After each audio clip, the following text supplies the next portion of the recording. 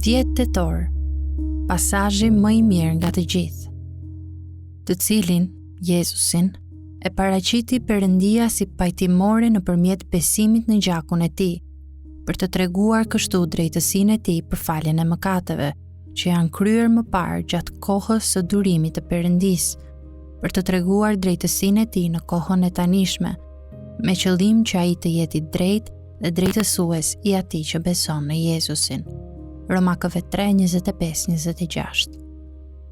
Romakëve 3:25-26 mund të jenë vargjet më të rëndësishme në Bibël.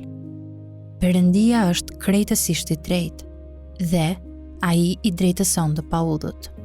Vërtet, një gjykatës i drejtë që shfaqson fajtorin. Jo ose, të dyja. Ai e shfaqson fajtorin, por vetë nuk është fajtor kur e bën këtë. Ky është lajmi më i mirë në gjithë botën. Atë që nuk njihte mëkat, Perëndia e bëri mëkat për ne, që ne të bëhemi drejtësia e Perëndisë në të. E 2 Korintazve 5:21. Ai merr mëkatin ton, ne marrim drejtësinë e tij. Duke dërguar birin e tij në shëmbëllim mishi mëkatar, edhe për mëkat e dënoi mëkatin në mish. Romakëve 8:3. Në mishin e kujt? Në atë të Krishtit. Mëkati i kujt u dënua në atë mish? Mëkati i ynë. Atëherë për ne nuk ka më asnjë dënim. Krishti i barti mëkatet tona në trupin e tij mbi drurin e kryqit. E pari Pjetri 2:24.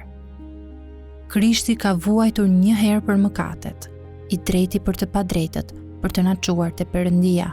E pari Pjetrit 3:18. Sepse nëse jemi bërë një me Krishtin në një vdekje të njëjtë me të tij, do të jemi një edhe në ringjalljen e tij. Romakëve 6:5. Nëse lajmi më i tmerrshëm në botë është që kemi rënë në dënimin e krijuesit ton, dhe që nga karakteri i tij i drejtë, ai është i detyruar ta ruajë vlerën e lavdisë së tij, duke derdhur zemërim të përjetshëm mbi mëkatin ton, atëherë lajmi më i mirë në të gjithë botën, Ungjilli, është që Perëndia ka dekretuar dhe ka hapur një udhë shpëtimi, e cila gjithashtu e lartëson vlerën e lavdisë së tij, nderin e birit të tij dhe shpëtimin e përjetshëm të zgjedhurve të tij. Jezu Krishti erdhi në botë të shpëtojë mëkatarët.